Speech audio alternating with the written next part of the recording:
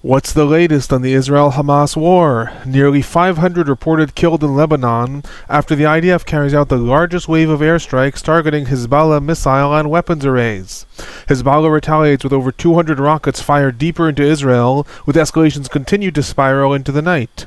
Meanwhile, Hamas has proposed a new framework for hostage exchange and ceasefires, as rumors have surfaced about the condition of Hamas's leader Yahya Sinwar.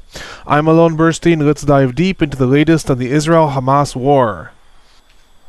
On day 353 to the war, the major news continues to be about the increasing escalations between Israel and Hezbollah.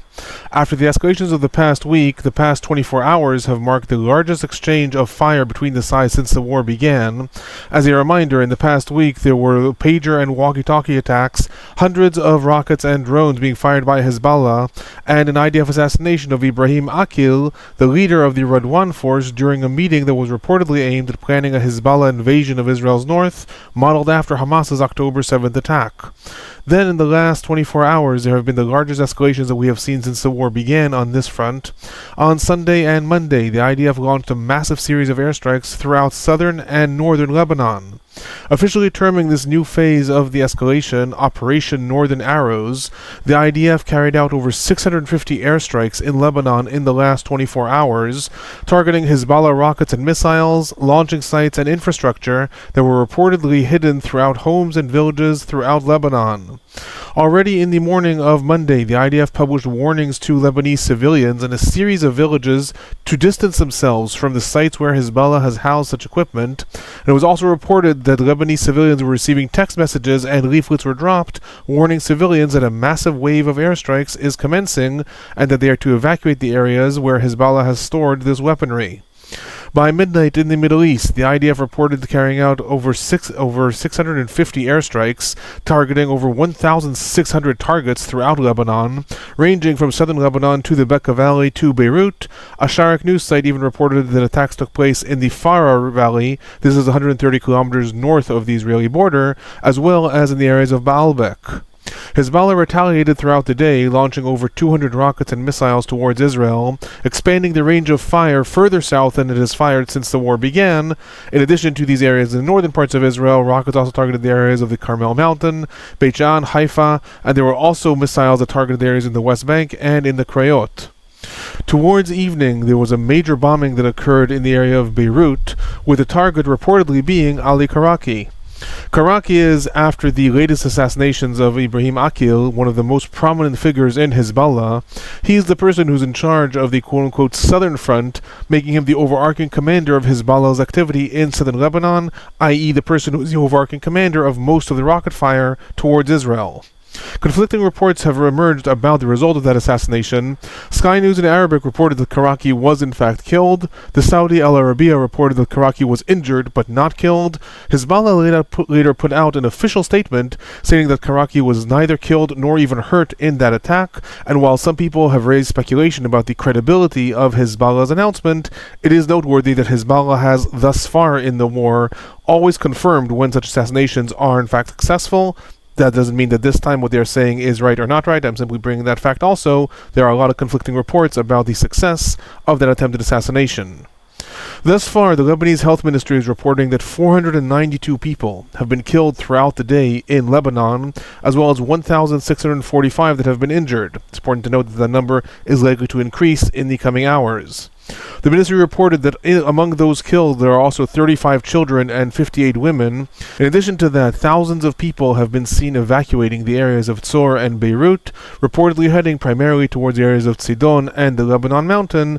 These are areas where Hezbollah has less prominent activity. Right now, the IDF is calling upon people to evacuate different sites where Hezbollah has stored weaponry. It does not call for a massive evacuation of the entire town or region in any specific area.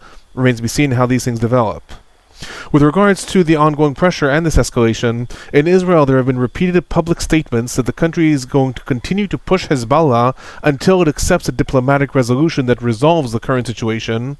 Prime Minister Netanyahu stated that the escalation will end the moment that Hezbollah accepts a diplomatic resolution, and Israel's foreign minister called today upon the UN to implement UN Security Council Resolution 1701 in order to stop the spiral. I remind everyone that UN Security Council Resolution 1701 was adopted after the war in 2006 and calls for Hezbollah to completely evacuate its forces to the north of the Litani River.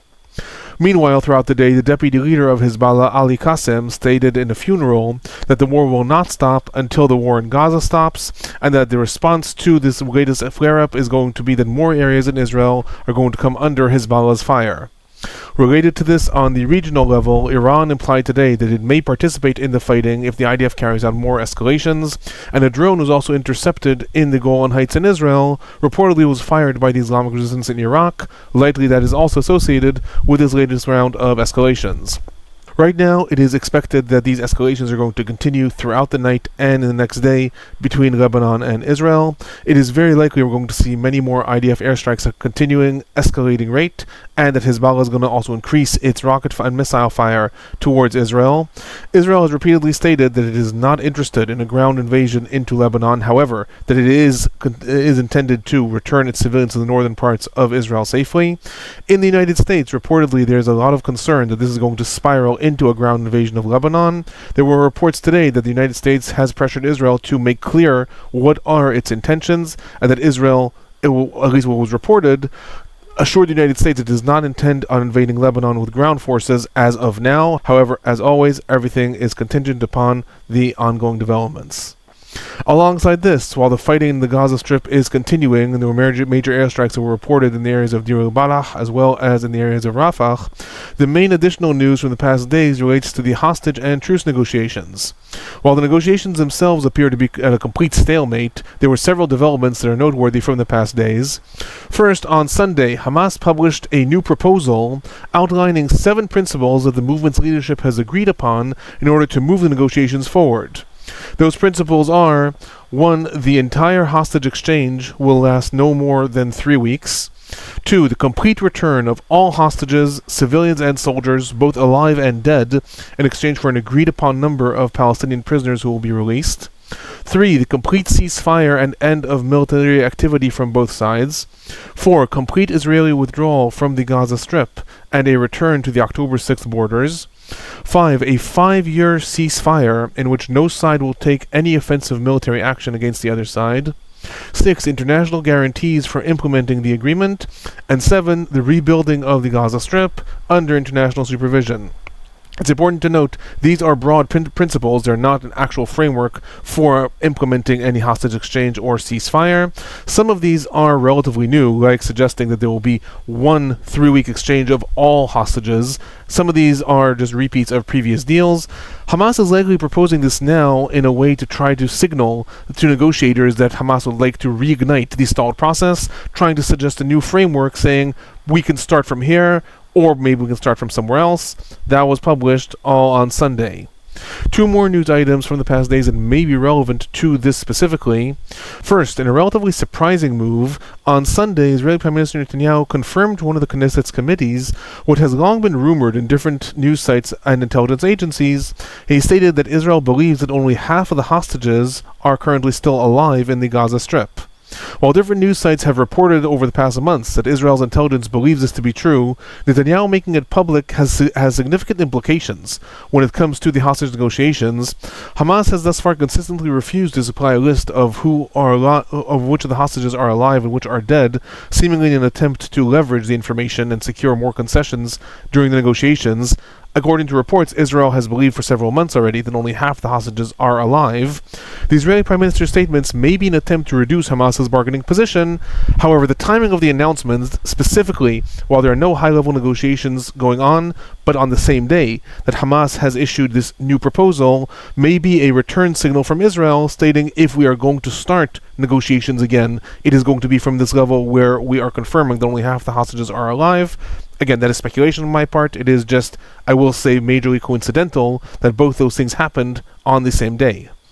In addition to that, a second development from the past days that also may be relevant, and I emphasize this is extremely unsubstantiated, are rumors that surfaced that Yahya Sinwar, the overarching leader of Hamas and the person largely responsible for the October 7th attack, may have been injured or killed in IDF attacks in the Gaza Strip. Again, I emphasize, these rumors surfaced on Sunday, and the IDF published many times that it has no information to confirm or deny this, and that the rumors solely relate to the fact that Sinwar appears to have not made contact with other group members for several weeks. This tells us that even if Sinwar was injured or killed, this was done likely coincidentally in an IDF attack and not due to an IDF targeted attack, since the IDF is repeatedly saying it has no news or information about whether this is true or not. Either way, while no news agencies linked these rumors to Hamas's new proposal, the fact that, again, those rumors surfaced on the same day that Hamas put forth his new proposal may be related. In a moment of analysis, I'll say it's possible that Hamas leadership is attempting to put forth positions to end the war before information is discovered about the fact that Yahya Sinwar may have been injured or killed. It is also equally possible that Sinwar remains in hiding in order to let the negotiations continue while his status is unknown. Either way, I again emphasize those are rumors that surfaced. However, since they received a lot of official public attention, I'm bringing them here as well. Obviously, I'll report more about that when any news surfaces relating to those rumors or to any reigniting of the negotiations. Those are my highlights from the past several days. If you find these reports informative, please do remember to hit that like button, subscribe, turn on notifications if you want to know when reports come out. Feel free to send them on to anyone you think is interested in the war, and if you have any questions or comments, leave them in the comment section below.